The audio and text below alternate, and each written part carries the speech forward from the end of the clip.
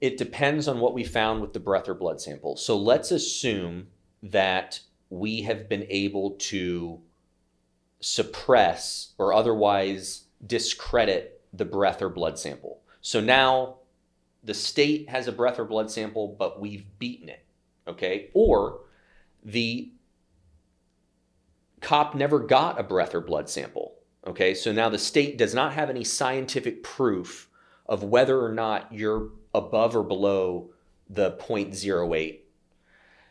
In a case like that, what we're looking for in the video is pretty simple. Do you look and or sound drunk?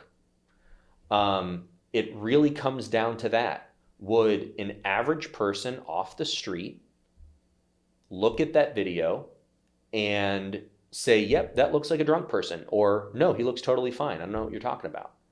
Now, it gets a little bit more technical than that, and as your attorneys, we're going to be watching it, like I said, with a fine-tooth comb to look for any mistakes that the officer may have made when instructing you on the field sobriety tests. We're going to be looking for any discrepancies between how you perform the field sobriety tests and how the officer wrote up their police report.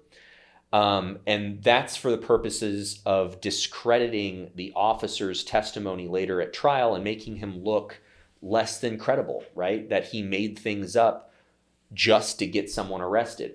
But big picture, what I'm looking for in that video is not whether or not you performed each of the field sobriety tests perfectly. I don't care if you can walk heel to toe in a perfectly straight line or balance on one leg for 30 seconds. Those tests are, I call them garbage science. They were adopted by law enforcement decades ago, and since then, there have been numerous legitimate scientific studies that have been done that prove they are not in any way correlated with whether or not someone is actually intoxicated. People can perform those tests perfectly and still be intoxicated. And people can have a lot of trouble performing those tests and it have nothing to do with them being intoxicated. They could be dead sober.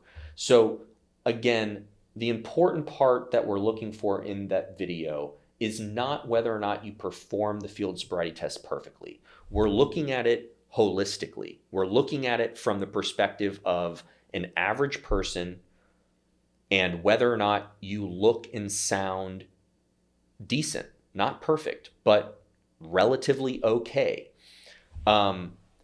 So it really comes down to, even if the state doesn't have a breath or a blood sample to prove scientifically that you're intoxicated, but I watched the video and you've thrown up on yourself or pissed your pants or can barely stand up, the state doesn't need a scientific study or test or breath or blood sample to prove that you're intoxicated. An average person is going to look at someone who's thrown up on themselves and go, yeah, that person is probably drunk, right?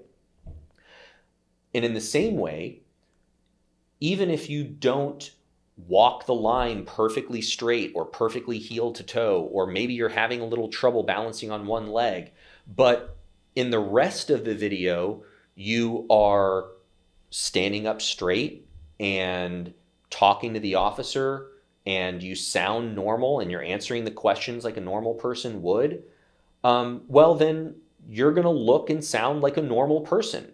And I'm going to be able to convince either the judge or the jury, or even sometimes the prosecutor themselves, hey, listen, I don't really care that the officer wrote down that he technically didn't perform the field sobriety test perfectly.